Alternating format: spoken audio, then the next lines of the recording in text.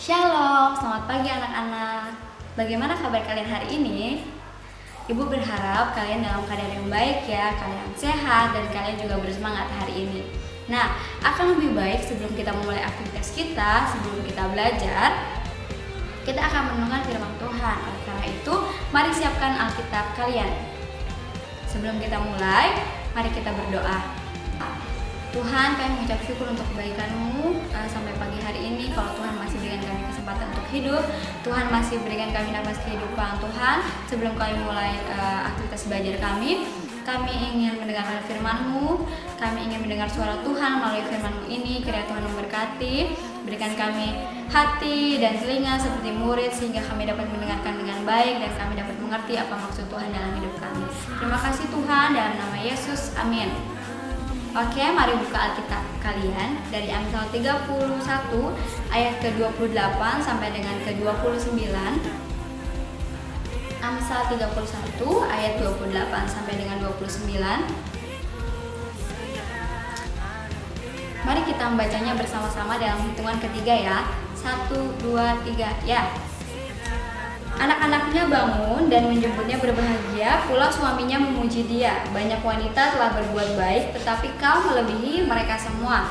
Nah, hari ini tema devosi kita adalah pujian untuk ibuku.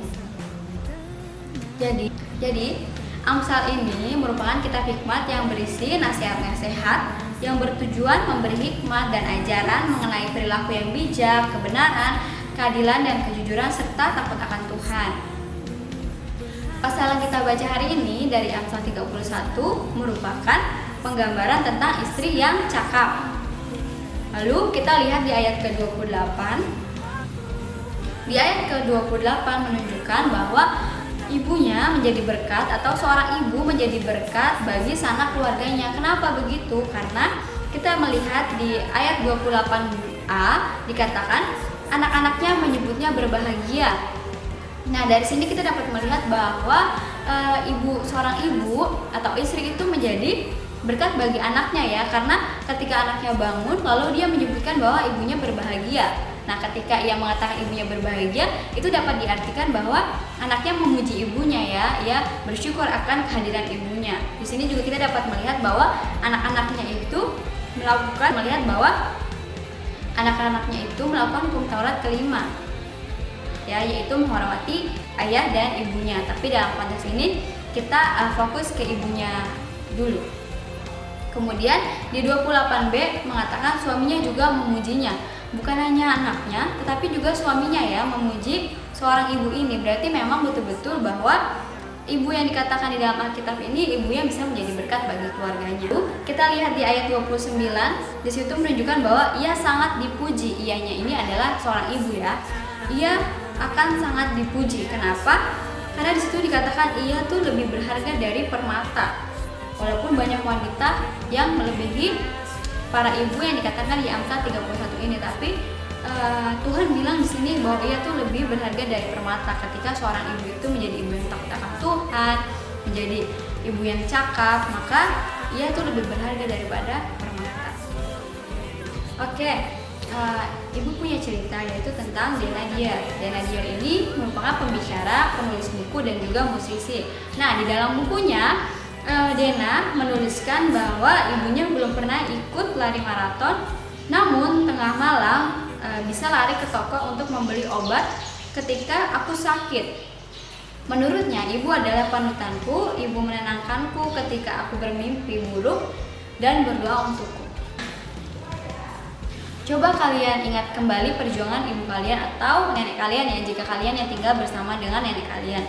Nah, apakah pernah mereka berlari mencari obat ketika kalian sakit, menyiapkan kalian bubur, merawat kalian ketika kalian sakit, menyiapkan buku, tas, dan seragam kalian untuk sekolah? Coba ingat kembali perjuangan ibu atau nenek kalian. Nah, ibu rasa pasti seorang ibu akan melakukan hal yang sama ya, sama seperti yang dituliskan Denadier dalam bukunya. Sekarang pertanyaannya adalah, seberapa seringkah kamu memuji ibumu atau mengucapkan terima kasih kepada ibu dengan tulus, bukan karena ada maunya saja ya? Sering gak kalian bilang terima kasih ibu sudah mendoakanku, terima kasih ibu sudah menyiapkan sarapanku, terima kasih ibu sudah menyiapkan seragamku untuk sekolah, terima kasih ibu sudah mengantarkanku ke sekolah. Coba seberapa sering kalian mengatakan hal demikian? Seberapa sering kalian memuji ibu kalian? Gitu. Padahal ibu sudah sangat berjuang untuk merawat kita dari kita kecil sampai kita sudah ada di posisi sekarang ya. Kalian sudah ada yang SMP dan SMA. Di sini kita dapat melihat ya bahwa peran ibu itu sungguh besar di dalam keluarga. Ibu melahirkan kita ke dunia ini, ibu merawat kita. Dan seorang ibu itu dipanggil untuk menjadi penolong bagi suami dan anak-anak mereka. Untuk kelas 7 sudah belajar ya bahwa laki-laki dipanggil Tuhan menjadi kepala dan perempuan itu sebagai penolong. Nah, di sini kita juga melihat akan hal itu. Sehingga seharusnya kita bisa menghormati ibu kita, bisa mengasihi ibu kita, bagaimanapun keadaan mereka.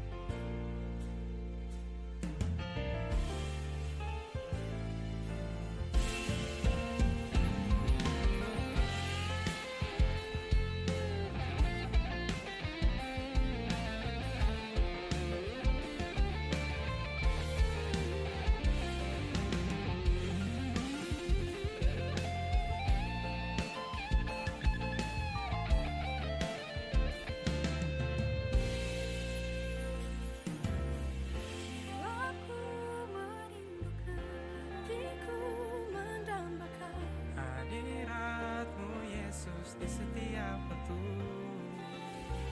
kasih dan anugerah-Mu ajarku hidup seperti-Mu, sukacitaku